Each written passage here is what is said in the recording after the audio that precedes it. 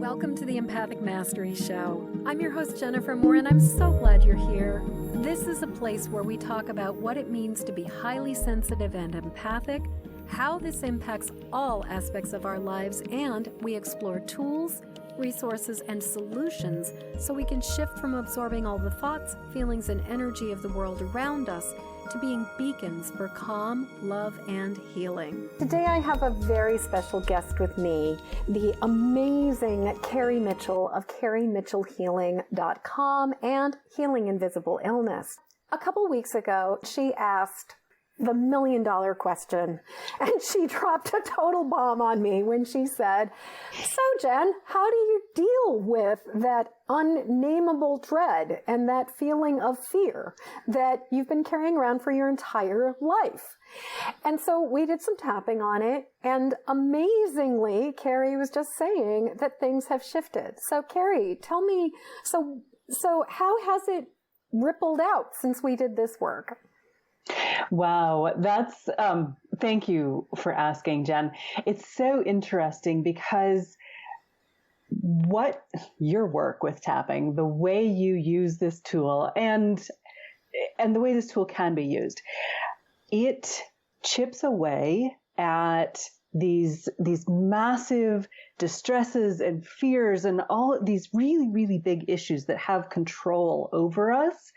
It chips away at them to such a degree that afterward you kind of forget it was there. Yeah. It's like, oh yeah, right. It was that thing.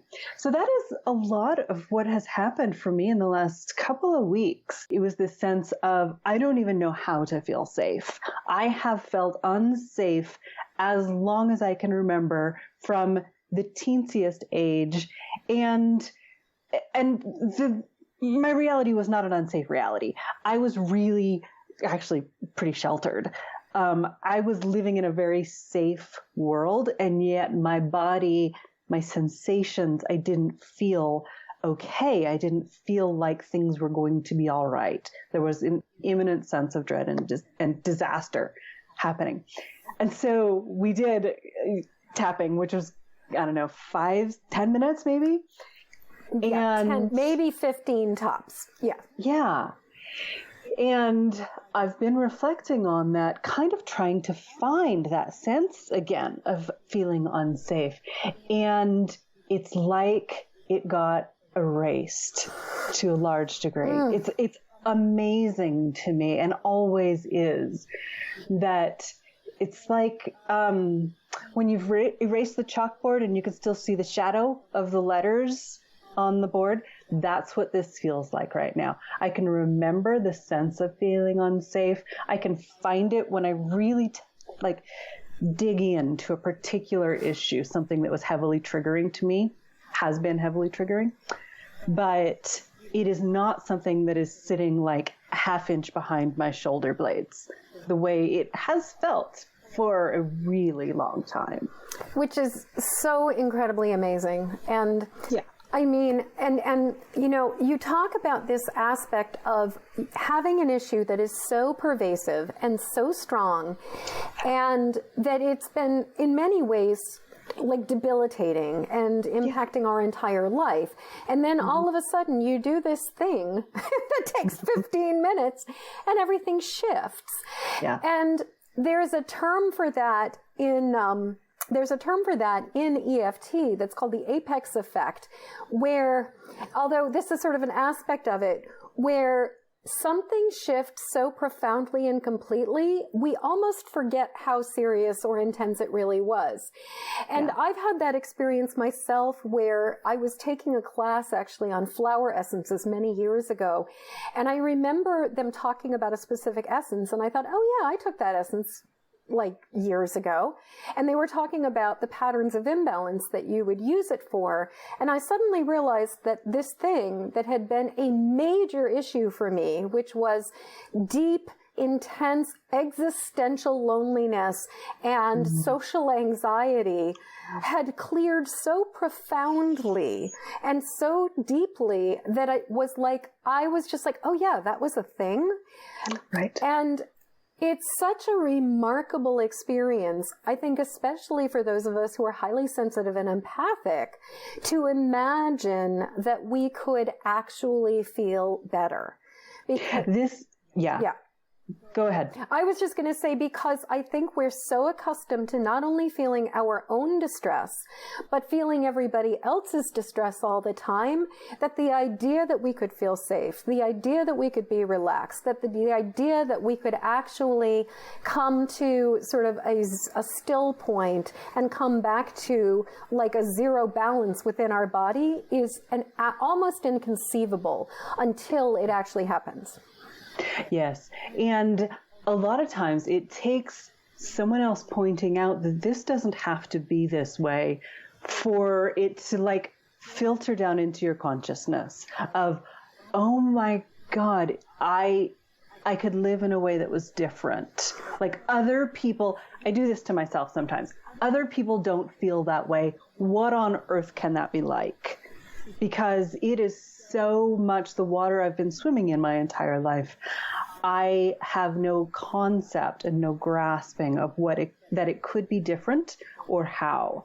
And so with the way you do EFT, and I swear I have known almost nobody who does it the way you do, as effectively and profoundly as you do, that these pieces just get erased and I get to be like a different person. I am different in ways that I didn't even think were possible before. And yeah, sometimes it takes hearing from somebody else that this doesn't have to continue, that there is another way to live when we are so impacted and so sensitive to the craziness in the world. And I also you just made me think of something really that is a really interesting concept for me, which is the idea that other people don't have to live this way, or other people don't live this way. Because as empaths, I think so often we are so immersed in the fear soup, and we are so completely swimming in the crazy chaos that a lot of times I think we actually think that this is the way the world is. And it's almost inconceivable that there are people who are able to live in a state of grace and a state of ease and a state of relaxation. So even opening up that possibility that it is possible to be in a place of ease is like earth-shattering and radical for those of us who are this sensitive. It is. Yeah. And I have to be honest, my first response, my gut response to hearing that there are people who live in a way that's different like this and they don't have this kind of pain is anger. I'm pissed that other people don't have to live this bullshit. Yeah, that it's not, and it's not fair. Dread. Or it's like not fair, and I get angry about it. You know, it reminds me of the meme that basically says, if you're not angry, you're not paying attention. Right. You know, just sort of that idea of you should be distressed. And yet I sincerely believe that as long as we stay in this tape loop of distress, we are not going to be able to navigate our way out of this situation. That in order for us to be able to transform the world we are living in, we must find our way back to calmness. We must find our way back to ease, even though things are dire. And I think that's one thing that comes up for people is this idea that somehow if I'm calm, I am not acknowledging how serious things are. And yeah. There's a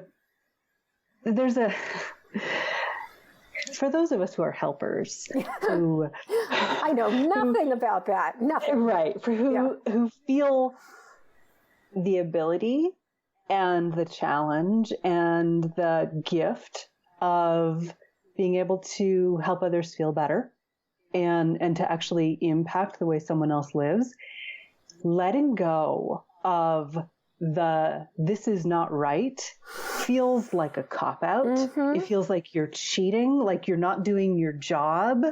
It gets so wrapped up and complicated to actually consider, like wrap your head and your heart around feeling okay. Like it's okay to feel okay. that's not always easy when you're deep in the mess of the empathic helper type that we are. Exactly. And I think that there are so many contracts of loyalty to suffering. And these contracts go back for generations. I really believe that we inherit these legacies of fear. We inherit these legacies of it's not fair for me to not suffer since so many other people are suffering. I mean, and just even the whole thing of every single mom that ever said something like there are starving children in Ethiopia, eat your peas.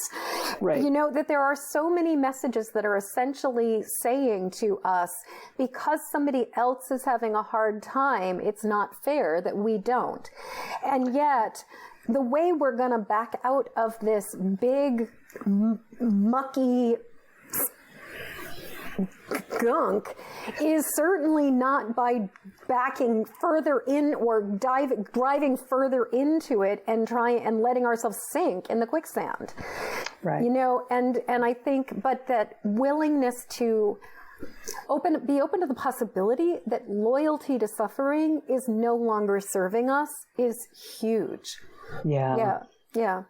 You know, I was thinking timeline-wise about when you came to me with this question.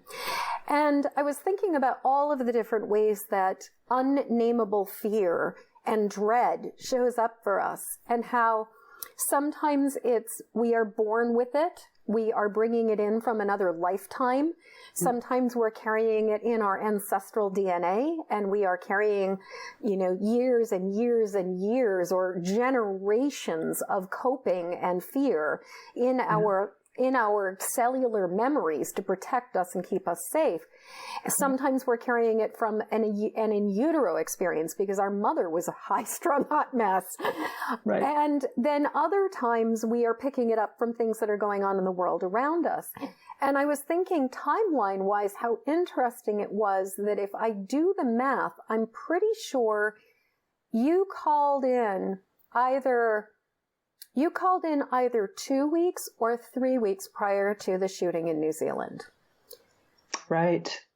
And that kind of event, in my experience, is another thing that really rocks empaths' world or worlds. That I was teaching a class earlier today where I was saying to my students that once we have developed some empathic mastery, we have the ability to protect ourselves from sort of the norm, the things that we're generally accustomed to.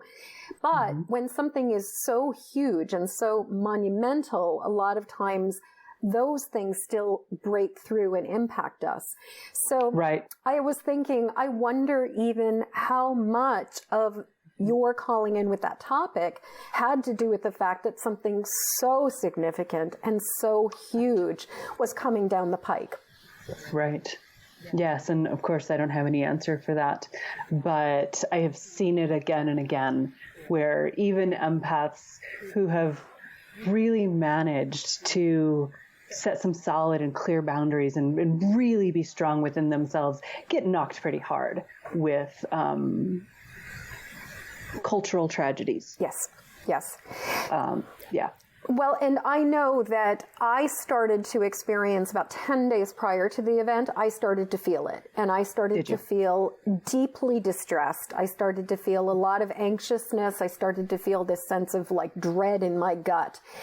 And it took me a couple days to realize this is not my stuff, because my natural response is almost always when I feel this way to think, what am I doing? What's going on inside of me? Why am I feeling this way? Right. And it's only after I start to do the sort of self-evaluation and recognize work where I go, wait a second, there's nothing going on in my life that pertains to this. There is no reason I should be feeling this level of distress and this level of anxiousness.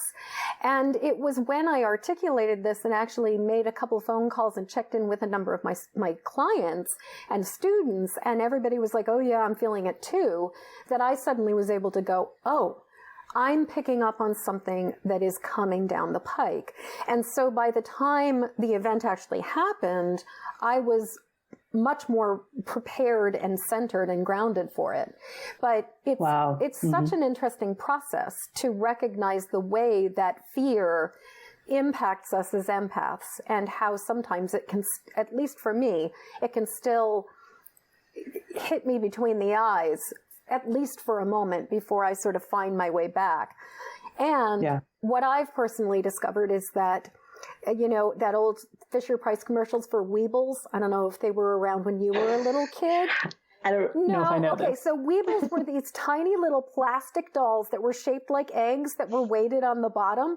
And so the entire commercial was Weebles wobble, but they don't fall down, because you could stand them up and they would rock, but they would never fall down. And I really like to think of part of the key to empathic mastery is the idea that we can wobble, but we won't fall down.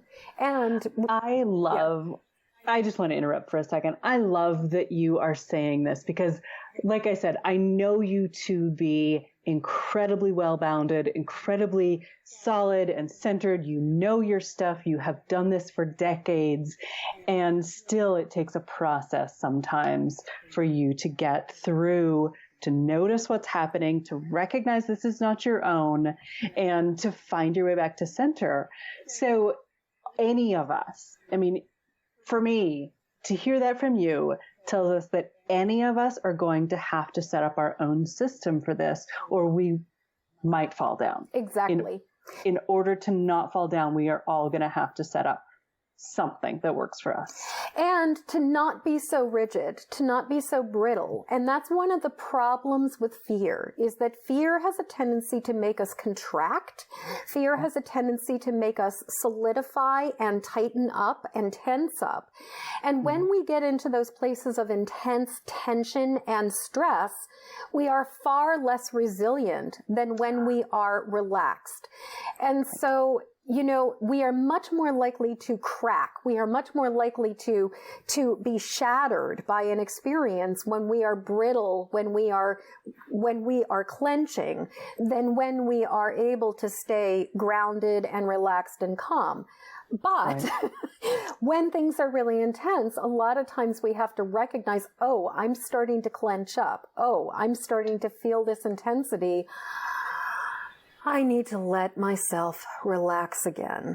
I need to allow myself to find my way back to flow, as opposed to that girding my loins and bracing myself for the worst. Yeah. And I think that's actually the state, the moment I was in when I brought that up on your radio show the last time, where a lot of the time I'm kind of in that relaxed and flow, and I can take my punches as they come, but I was getting kind of that tension and the tightness around it, and not knowing where it was coming from, feeling this nothing in my life is unsafe, and yet I'm kind of freaking out here. And that 15 minutes of tapping, naming it, saying it out loud, working through just some of the edges of really a pretty complex onion, just peeling away the edges of that thing allowed me to soften and come back to this kind of more roll with it state. Yes. So the EFT is, for me, one of those tools that can help me offload the crazy as it starts to hit, even when I don't know what it is. Absolutely. For me, it continues to be my favorite go-to tool, because I find it to be effective for practically anything. And for any of you who are listening to this show and you're wondering, what the hell is EFT and what are they talking about? EFT stands for Emotional Freedom Techniques. It is also known as tapping, and it is a form of mental, emotional acupuncture or acupressure, where what you do is you think about whatever it is that's causing distress, and then put gentle pressure or tapping on certain end points of meridians or acupuncture points on the hands, the face and head, and the torso. And basically by doing this, it has this amazing way of rebooting our system. And it allows our bodies to reset our fight or flight mechanism, which is called the amygdala, if you are one of those sciencey people.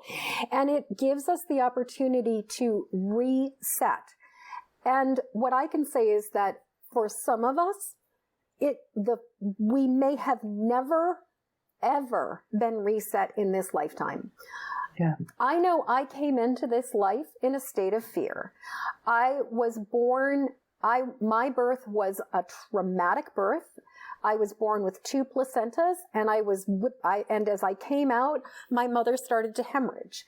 And so I was pulled away from my mom, and my mom was basically at the gates of death. So I was born with my great-grandmother, who was long passed over, waiting to, there with my mom, saying, hey there, and saying hello to me. So in a way, I kind of came in through the outdoor, and, which you and I have talked about before. Right. But I also came in with a state of having picked up the incredible shock of every single medical professional in that room, not to mention my mother's experience, and also having been in utero with a mom who was a fairly high-strung person. I mean, I would not say that my mother necessarily ever really learned how to calm herself down. So, and I came in also bringing not only experiences from being in utero with my mom's fear and picking up on her anxiety and tension, plus a traumatic birth experience. I also was carrying the ancestral DNA of survivors of the potato famine in Ireland and all kinds of other events that go back down the ancestral line, plus past life memories about being burned at the stake. So when I walked into this life, I was a hot mess, and I did not know what it felt like to be calm and relaxed until I actually had the experience of tapping and releasing a car accident. Oh. Yeah, which was just incredible for me. Wow. And I am imagining, having talked with you about things, that, in many ways you have a very similar story in terms of coming into this life feeling nothing but fear. Yeah. What's interesting is I don't have the birth story traumas, and I think of my mom as not as much of a hot mess, though certainly under a lot of strain when I was teeny. So for me, it's a lot of disembodied fear. It's fear that I don't know the sources of. Like there's no data that tells me why this fear lives in me the way it does. I haven't tracked it down. You and I have done some karmic work, and we've seen some pieces, and I've definitely felt flames on my skin, that kind of karmic memory. But a lot of it for me is that I don't know where it comes from. It's just there. Absolutely. And in a way, that is more crazy making. That is even more intense because it's so unnameable. It's so undefinable. And then you've got an entire sort of family or social circle of muggles around you who are all telling you, why are you upset? What is your problem? Right. What is going on? There is nothing wrong here. Everything is okay. Right. Yeah. Yes. Yeah. And so you feel the same way. I mean, I know I'm not the only person who's like, I must be crazy. Right. Like I have to ignore these feelings because there's no rational reason for them to exist. There must be something wrong with me that these don't go away. So I have to suppress them or get over them. And that's what I believe, that's the opposite of what we actually need to do in order to live in our center. Yeah. I agree with you so completely and wholeheartedly. That be the true. It is just so true. I want to throw something out there that I've been listening to Denise Duffield Thomas's book, Chillpreneur, which is a fantastic book if you have not encountered it. And one of the things that it suggests, sort of, in a nutshell, is the idea that what if we ran our businesses from a place of ease and relaxation and joy, as opposed to just constantly struggling and hustling? And I was thinking, things grow better in a stress-free environment. Nothing thrives in stress. And yet we continuously try to run businesses from a place of stress. Totally. So I've just been really appreciating Denise's message. But in the beginning of the book, she talks about, for so many women, the fear of visibility coming up. And she speaks about the witch wound. And she mentions Lisa Lister in her book, Witch, speaks about this. But there's a number of, I started doing some research to see if I could find the origin of the word, like who coined the term. And it seems almost like one of those mushrooms that just popped up at the same time. And so people are starting to talk about this thing that you and I have certainly talked about a lot over the years, that is the witch wound.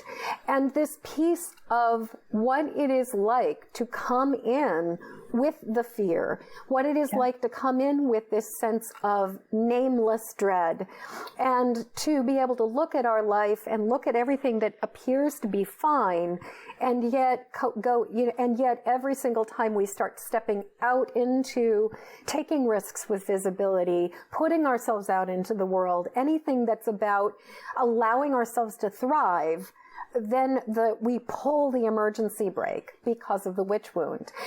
And I've been aware of the witch wound since I was a tiny little thing, but I had never heard that term until about a month and a half ago. And I went, that is the word. Ding, ding, ding. Yeah, ding, ding, ding. Chills all over my body. Yeah. Yes, I know that. Yeah. Yeah. Mm-hmm. Wow, I love that has a name. I know. And that so many, and part of why I mention it too, is that it has a name because so many of us have experienced it.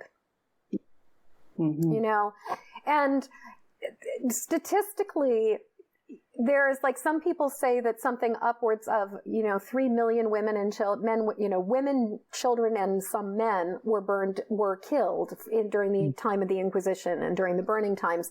Other people say that that's an overestimate, and we're talking more like in the hundreds of thousands. But still, many people in the population experience that, which means that there's an incredibly large number of souls that have endured that.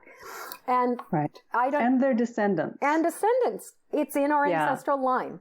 And I have one client who's just one of, I adore her. And she knows who she is. So, hey there, honey. And she has not one, but two. She does a lot of work with her ancestry. She has she has two ancestors who have been basically persecuted as witches, one in the United States and one in Scotland. And so, most of us have that in our lines, but we also often carry it karmically. And there's that meme that basically says we are the daughters of the witches who survived. And my answer to that is we are the witches you burned and we remember. And we remember. And things are going to change this time because this is not a dress rehearsal.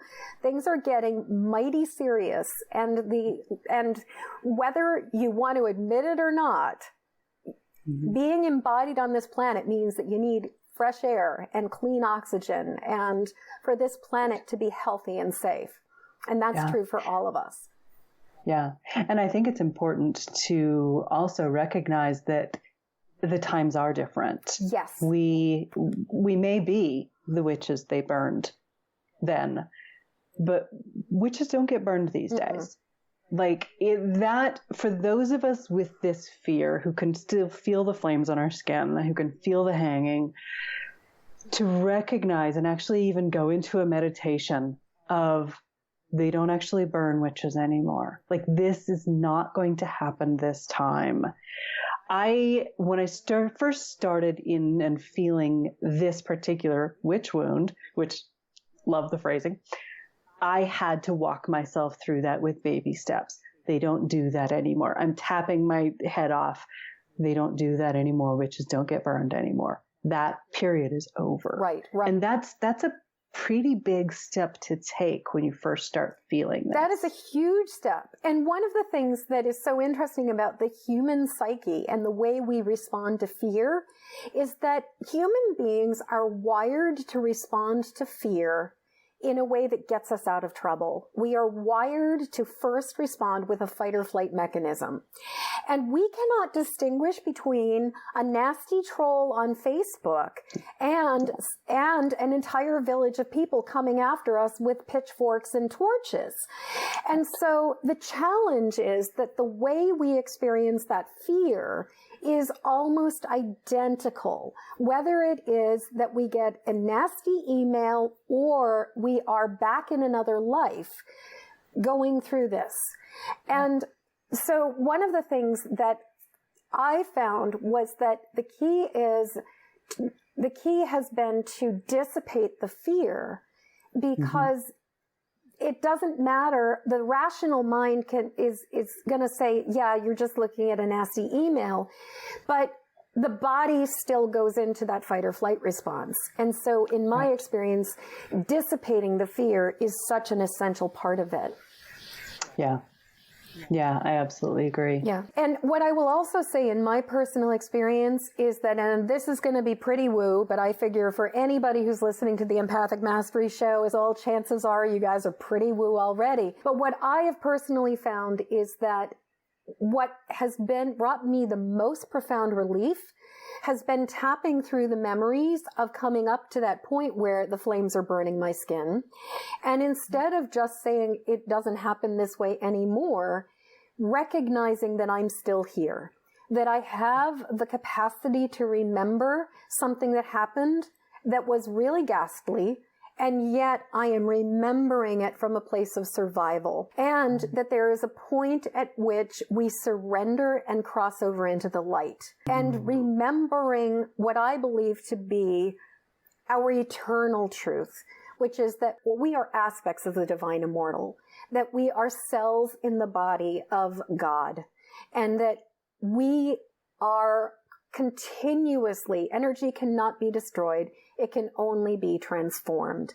And so we embody these bodies, and then we recycle again and again and again. And being able to come to that fundamental truth is the other thing that has brought me such incredible relief. Because as long as I personally stay stuck in the awareness or the truth of the fact that this body will die, because there is truth to that, I will be in the place of the fear of this body's survival. When I can remember that there is something even greater than that, then I have the capacity to relax into this body and enjoy the ride for as long as it goes. Wow. I have never heard anyone talk about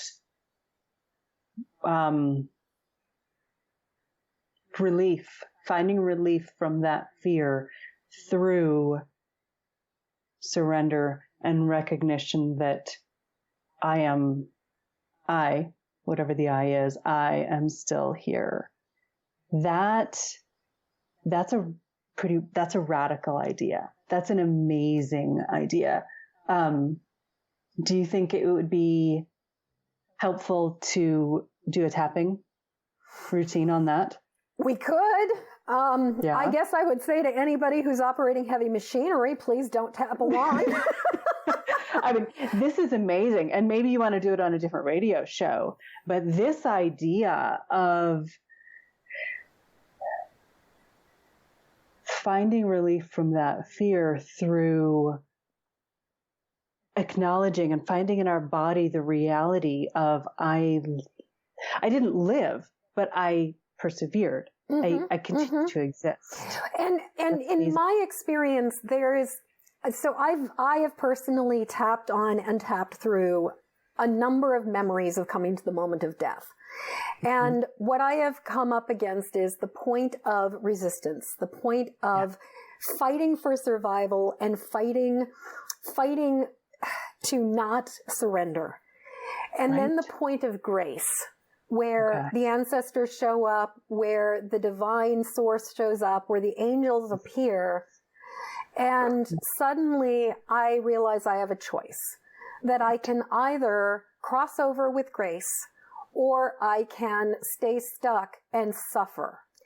And there is a point of surrender that I have come to in these memories where it is the remembering what it feels like to completely surrender to God. And for me, that is where the power lies. Right. Yeah.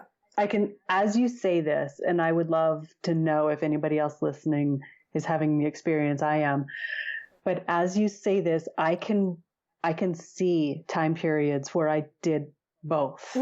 Time periods where I was able to feel the sweetness and the angels and the ancestors coming and surrender, and times where I fought till the end. I fought in pain and misery to the end. And to a lesser degree, I do both in my daily life now. Exactly. Because we're so human. We are. I can feel both of those things from past experiences in life. Absolutely. Wow. Yeah. Well, so real. And one of the things I also experienced, because I did this one life where I was back in prehistoric times. I was a cave woman. I was a primate. Like, I wasn't even fully human. I wasn't even Neanderthal. I was like this apey woman with babies. And I was in our cave, and there was some kind of an event where there was an avalanche and rocks covered and closed the cave. I was so terrified that I was going to perish, that all I could remember was this experience. It was only after I tapped down the fear and calmed myself down that the next piece of the memory came along. And I actually discovered that they got me out of the cave because my tribe who had been out of the cave came back and removed the rocks. Wow. And what I realized is that the other piece of this is that so frequently when we have a very intense event happen in our lives, we freeze at the moment of intensity, and we don't even realize that we survived it and that we got to the other side and that everything continued beyond it. And what I've noticed is that this happens so frequently for people with so many different things. How many times have we had an experience that we then identify as the seminal event in our life that defines the rest of it? And yet it's almost like we cease to recognize that we're still okay and on the other side of it because we're carrying that intensity around in us. Yeah. And I can be honest and say that 10 years of chronic Lyme disease, part of me is stuck. Part of me still lives in the trauma of debilitation. And even though I've been healthy for something like 6 years, there is part of me that is still stuck in that moment and that time loop that is so awful of chronic debilitation. And so, again, I can see how not only is that something that we can get stuck in karmically, but it can happen to greater and lesser degrees throughout the current life that we're living. Absolutely. And it narrows our ability to express and to live fully. It absolutely narrows our ability to express and live. And instead of necessarily going back into the moment of death, just because I think that's a little bit heavier than what I want to subject my radio audience to right now, I'm actually thinking, what if you and I do a little bit of work on this sort of frozen, sort of like frozen in amber moment for you, Absolutely. Where you are recognizing how being being on the couch, or as you refer to it, your 10 lost years, just that impact of that period of time and the way that it is still holding on. Yeah. Yeah. So yeah, absolutely. It's anybody who's been through something traumatic and who has come through a chronic illness has moments of not trusting their body again. Mm-mm. And I may feel great, but any second now I could go down. Right. The other shoe could drop. Totally. Yep. Totally. It came at me unaware the very first time. It could happen any moment. And maybe I'm still back there and I don't. Yeah. Yeah. Maybe this is... I've seen this in my clients. Maybe this is just one of those weird movies where I'm really dreaming right now. Right. Yeah. Well, and with chronic illness, you have moments of feeling a little bit better and then getting slammed by something seemingly inconsequential. Right. And it's a loop that you get stuck in for years. So yeah, the mind is like, well, screw that. I'm not going to trust.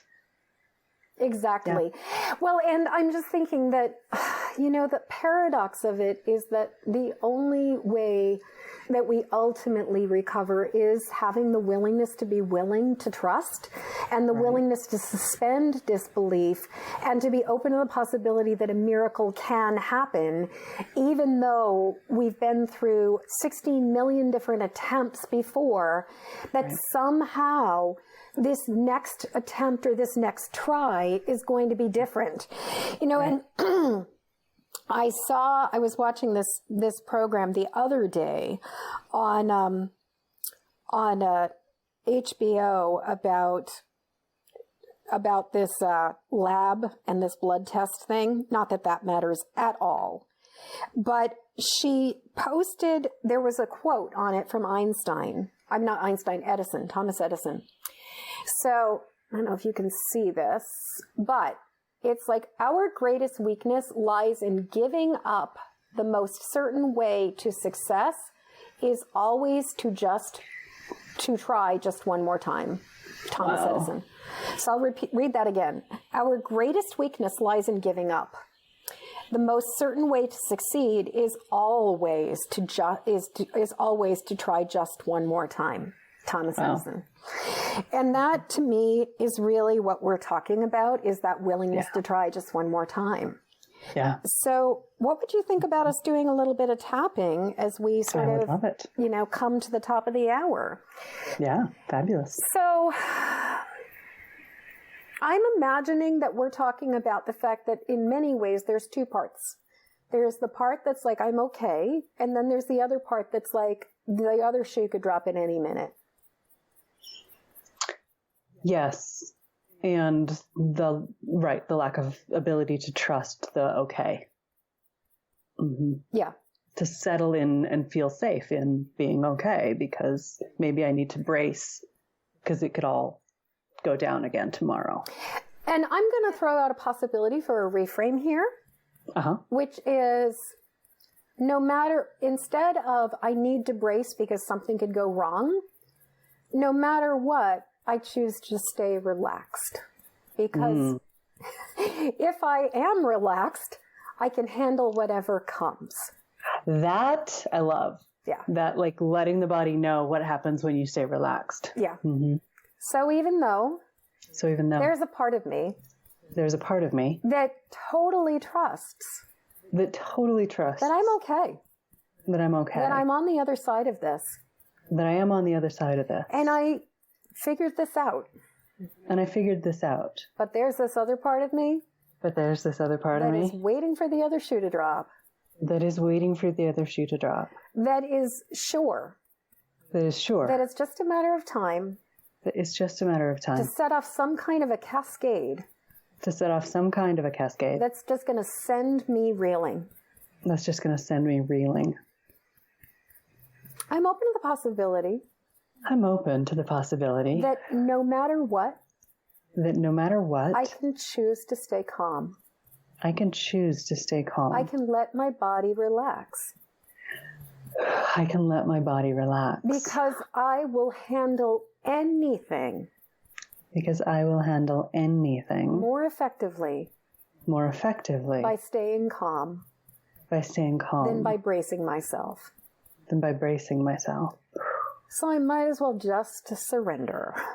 So I might as well just surrender.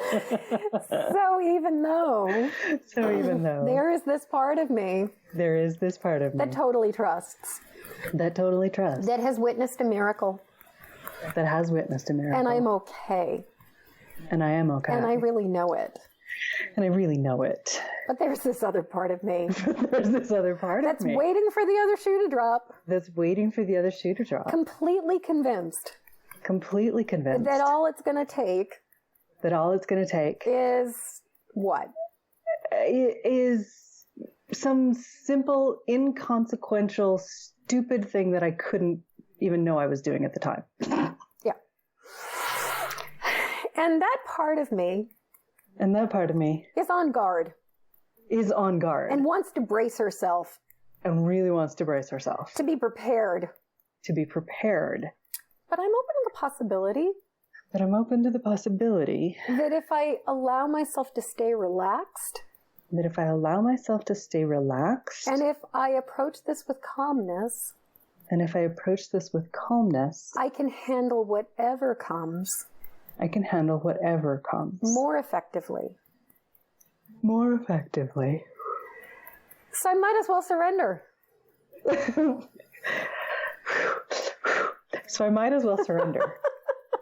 It's not my favorite thing in the world. I know, but I also know you well enough that I could throw that out there. Because this is not your first rodeo. It is not. Yeah.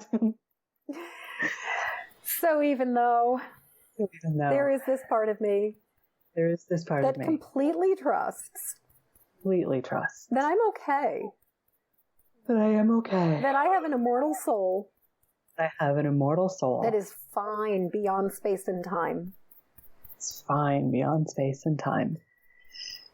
And I carry the wisdom. Of my ancestors. And of my DNA. And of all of my karma. And all of the lives I have lived and yet to live. And I'm okay. And yet there's that other part of me. That's waiting for the other shoe to drop. And feels like there was something right about being sick. Okay, so with that piece of information, I'm going to honor the part of me. That felt like it was right to be sick. It served me in some ways. There were things that I did get from it. And maybe that's just okay. Maybe I can just let it be what it is. And I am open to the possibility. That at this point, no matter what comes down the pike, it's safer for me to relax. And be open to what comes next. Than to try to brace myself. Yeah. I choose surrender. To divine will. Because beyond time and space. It's all good. And I am okay. The part of me that knows it's all good. The part of me that knows it's all good. The part of me that waits for another shoe to drop. The part of me that waits for the other shoe to drop. Side of the eyes. The part of me that really is grounded in this health. The part of me that really is grounded in this health. Under the eyes. The part of me that is afraid it's just going to take one random thing. And the part of me that's afraid it's just going to take one random thing. Under the nose. the part of me that wants to brace herself. The part of me that wants to brace herself. Under the lip, the part of me that wants to stay relaxed. The part of me that wants to stay relaxed. Collarbone, the part of me that really acknowledges how right it was.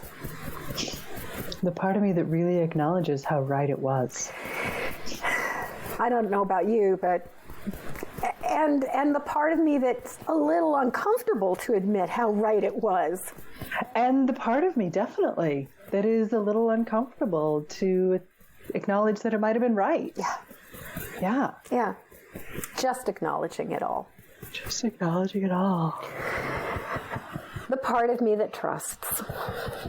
The part of me that trusts. The part of me that fears. The part of me that fears. The part of me that trusts. The part of me that trusts. Sides of the eyes, the part of me that fears. The part of me that fears. Under the eyes, the part of me that trusts. The part of me that trusts. Under the nose, the part of me that fears. The part of me that fears. Under the lip, the part of me that just recognizes what? The part of me that recognizes that this is all part of the process. That this is all part of the process. And would it fit to say, and beyond space and time? And beyond space and time. I'm really okay. I'm really okay. I am really okay. I am really okay. I am really okay. I am really okay. Does it work to say, I choose divine surrender? I want to first acknowledge that even in this body here and now, I'm really okay. Even in this body here and now. Even in this body here and now. I'm really okay. I'm really okay. It is safe for me to relax. It is safe for me to relax. Under the lip, it is safe for me to relax. It is safe for me to relax. Collarbone, it is safe for me to relax. It is safe for me to relax. Under the arm, it is safe for me to relax. It is safe for me to relax. Top of the head, it is safe for me to relax. It is safe for me to relax. Eyebrows, it is safe for me to relax. It is safe for me to relax. Side of the eyes, even in this body. Even in this body. I'm totally okay. I am totally okay. Under the eyes and beyond time and space. And beyond time and space. Under the nose, I am really okay. I am really okay. Under the lip, and so I choose. And so I choose. Divine surrender. Divine surrender. I might as well. It's okay to actively choose divine surrender. It is okay to actively choose divine surrender. And I'm okay. And I'm okay. I'm okay. I'm okay. Let's take in a deep breath.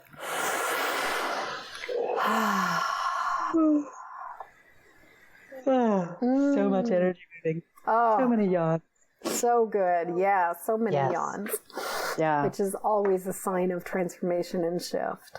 Yes. Yeah. And we just spent probably 9 minutes tapping. Wow. Not even maybe, you know? Yeah. Yeah, and just feeling the shift in me from like surrender being a laughability, like yeah, right, to no, it's okay to step in, to make the choice to surrender, not to be forced to surrender. There's a difference. There is a difference. There is a difference. Yeah. Yeah, and surrender is one of my favorite words. I actually have it tattooed on my leg. And one time I was in the middle of driving to an event, and it was a very bad snowstorm, and we were on I-90 heading out in Massachusetts, and the road it sucked. You know, it was like the driver was having to reach around the windshield and take the windshield wipers and thwack them against this windshield because the ice was building up so badly. And Cheap Trick's song Surrender came on. And I just remember like how much relief there was to just hear this song of just surrender, surrender, surrender, surrender, that it is always the key to everything is surrender. Yeah. It's beautiful. Yeah. It was so good. So that's pretty much all the time we've got today. Kari, thank you so much for being part of this. It was such an incredible conversation. I am so thrilled that we got to have this conversation and couldn't have done it without you. So thank you, thank you, thank you. Thank you. And I actually know that I am going to feel different about this after 9 minutes of tapping. I mean, literally, take the chance, send in your questions.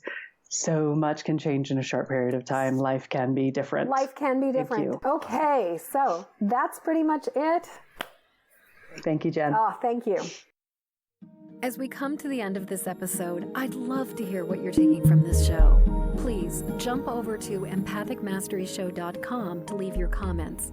In the show notes, you'll find a link to grab your copy of my Empathic Safety Guide, 3 Basics for Finding Calm in the Eye of the Storm. And while you're there, please subscribe and follow this show. And thank you for your help sharing this show with the people who need it. Please help me to spread the word and send this podcast to friends or family members who need support living as highly sensitive empathic people. Then join me again when the next Empathic Mastery Show airs. Okay, one last time. Hop over to empathicmasteryshow.com for your Empathic Safety Guide. And until next show, shine on. We need you and your gifts here on this planet. So please don't judge your empathic rainbow by colorblind standards.